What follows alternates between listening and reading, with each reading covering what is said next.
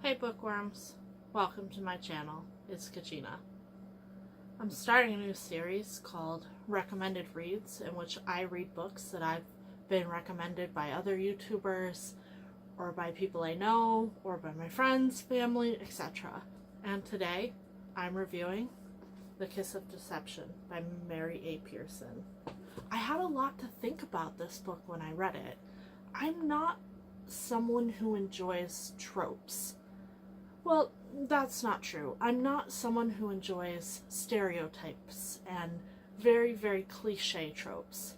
So when I read the brief synopsis of this book, that it was about a runaway princess, an assassin, and the prince she was supposed to marry, I was really unsure if I would like this. But I got the recommendation from a YouTuber that I really enjoy, and I like her channel a lot, and I trusted her opinion. So I decided to take a dive. And I read it, and I really, really, really liked it. So, is The Kiss of Deception worth reading? Yeah, I would definitely say so. I will let you guys know when I'll be talking spoiler-free and when I won't, so don't worry. You won't come into any spoilers here, but I am going to give you my opinion as spoiler-free as possible, and then I'm going to dive a bit deeper into the book for those of you who don't care about spoilers. So, the book is about a woman named Leah, who's princess of a kingdom called Morrigan. The story starts with her getting a special ceremonial tattoo on her back in preparation for her marriage to the Prince of Dalbrek. And we see it into Leah's mind immediately, how she feels about this wedding. And the story just starts off from there, and a big explosion of plot and interesting characters. I actually really like the main character, which is really different from me because usually I don't enjoy main characters, especially when a book is in the first person. I hate first person prose. I hate it so much. Which is really funny coming from someone who used to write in first person prose all the time. And perhaps that's why I hate it, because it makes me think of when I was like 15 or 16 and I was writing the crummiest of characters possible using the first person. It leaves a bad taste in my mouth. It makes it feel cheesy to me. I don't want to be directly inside a character's mind. I want to observe what's going on for myself. And that's partially why I write in the third person, and also why I enjoy reading stuff from the third person perspective. But this book, the way it uses the first person perspective, it blew me out of the water, because the author wasn't just doing it because they felt like it was the right thing to do when following the kind of YA trends recently. They did it to further the plot, which was really cool, and I actually enjoyed that a lot. This book has like a huge mystery of who is the prince and who is the assassin. And I like that. Though when I was reading it, I didn't even know the book was doing that to me. I had no idea. And then I found out who was who, and I was like, wow, this is great. I loved it. It was super well done. I really like the world building that Pearson has created for this world. She's created a fantasy setting that's not exactly unique, but it's refreshing. A lot of people these days think that stories have to be super original, and that's not true. Stories have been borrowing stuff from each other forever. Think of how many stories that a writer like Tolkien has spewed out into the world. Think of how many people want to emulate his style and what he does. Stories don't have to be original to be really interesting. And this book, The Kiss of Deception, was one of those books where I was worried that it would not feel refreshing. I was worried it would feel like the same runaway princess book that every other author tries to write. But this one I actually really enjoyed. Continuing on the topic of world building, Pearson has created a world with a unique culture and religion, and even language. She takes the time to have characters speak in their mother tongues, and to have her main character try to learn other languages. It's really well done. I enjoy the depth that comes from the exposure of multiple cultures through multiple peoples in this made-up world.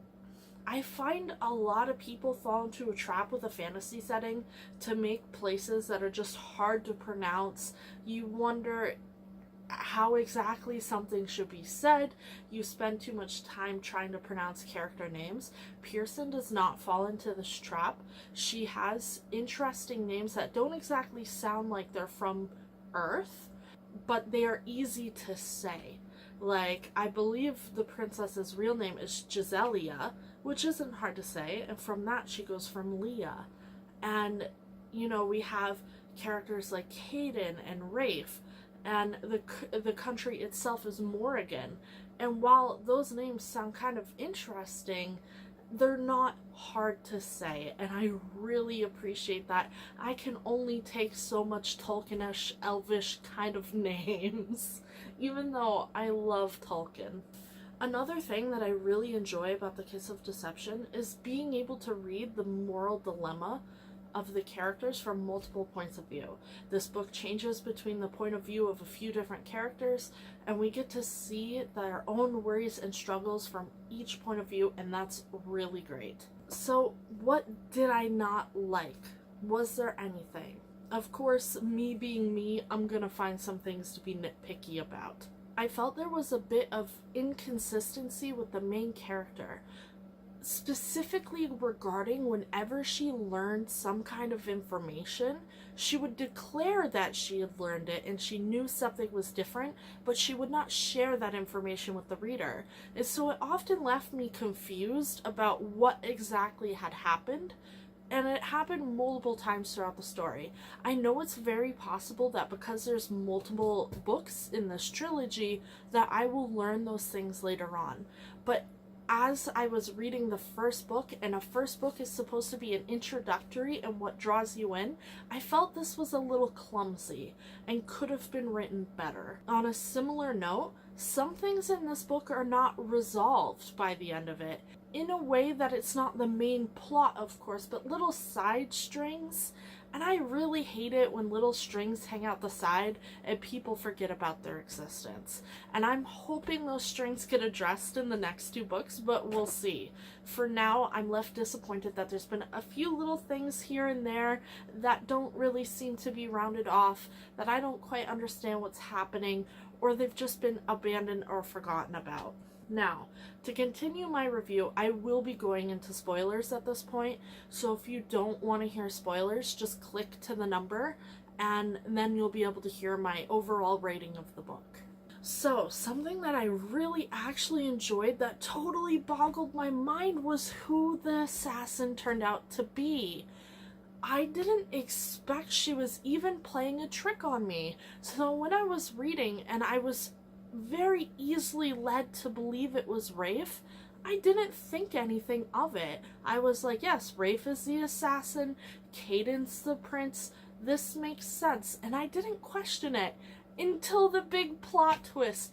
I went so crazy about it that I messaged my best friend immediately, and I was like, oh my god, this book totally duped me, and now she wants to read it. I really liked that. I don't often get surprised by books nowadays, and I don't know if maybe this turn was obvious to other people who read the book, but because I went into this rather blindsided about what I would be reading, I just kind of knew a basic summary. If it was about a princess, an assassin, and a prince, and that was like all I knew, and I didn't look into anything more. So I was so easily led down this road, and I liked that. I liked that the author lured me into a false sense of confidence and then busted that up halfway through the book. I liked it so much. Another thing, I don't like Caden. I really don't like Caden. And they try to make you feel quite sympathetic for him throughout the book in a few different places. And I understand where his loyalties lie. I understand what's going on. I just don't enjoy him as a character. I find him a little flat, where Rafe is actually very interesting. Like, Rafe seems multi-dimensional. I liked that Rafe turned out to be the prince because we saw this bitter edge came from him fighting this will to even want to like her because she ditched him on their marriage day. I liked that, but Caden felt very one-dimensional in comparison. And I really did not like the weak excuse of, well, I'm not saving you because I'm loyal to Vendon. It felt very, I don't know. I've read that kind of trope a lot, and I always wish there was more reason given. And perhaps this wouldn't bother me so much if we weren't given Caden's point of view in the book, but because I'm given his point of view in the first person, I expect to know a little bit about what's going on inside his mind. Why is he so loyal to Vendon? Where did those scars come from on his back? I mean, me putting two and two together, it sounds like they whipped the shit out of him when he didn't follow orders before. And why would you be loyal to a place like that? I just wish more was given to us as the readers if you're gonna provide a first-person perspective. And this is something I felt the book was lacking. Leah's perspective was fleshed out and very well crafted, but the perspectives of the assassin and the prince alike were always very short, 1 to 2 pages, and just always were meant to give us a brief update of either where the character was physically or where they were mentally, but it didn't ever give us any background insight as to who they are, what they wanted, what they were after, and their background. And I missed that because I got so much of that from Leah. Going back to the idea that at some points in the book it felt rather like little strings were being left and not completed. I did not like this specifically when it came to the gift. Leah mentions in this sudden, like, huzzah, I realized something moment that her mother had deliberately stopped her from developing the gift. But she never explains how that happened.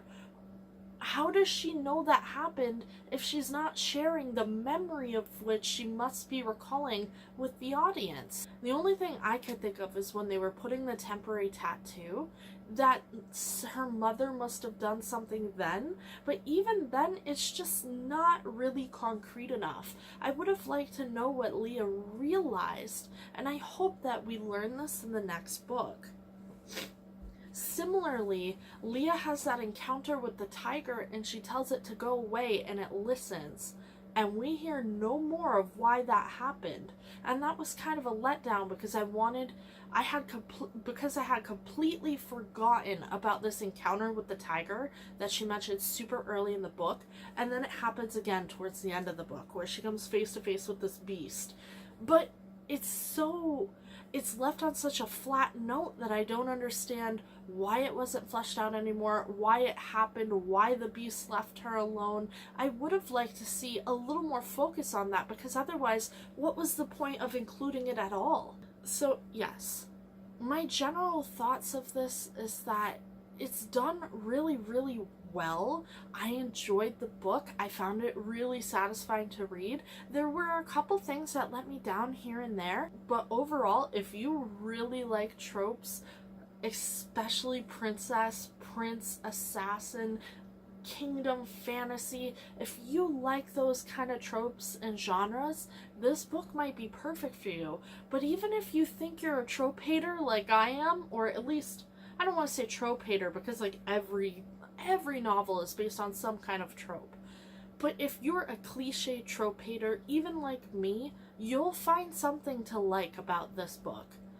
Overall, out of 5 stars, I give The Kiss of Deception a 3.7. Some things left me lacking, but for the most part, I enjoyed the story, and I hope you do too. Keep reading, people.